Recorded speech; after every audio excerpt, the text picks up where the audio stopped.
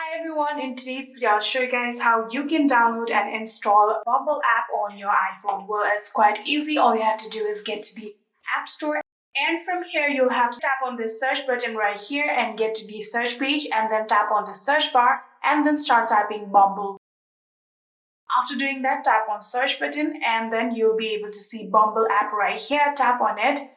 And right now here you can see a cloud-like icon right here, since I have previously downloaded this application on my phone. If you have never downloaded this application on your phone or using your Apple ID, there will be the option of get, and there will be the requirement of your Face ID, your Touch ID, or the password of your Apple ID in order to install this application. But if you had previously installed it, there will only be a cloud icon like this, and all you have to do is tap on it and the download process will begin.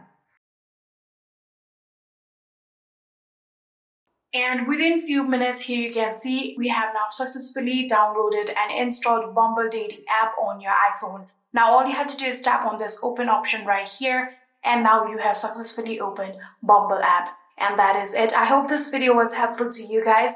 If it was, please do not forget to hit that subscribe button and like our video. Thank you so much for watching. See you in the next.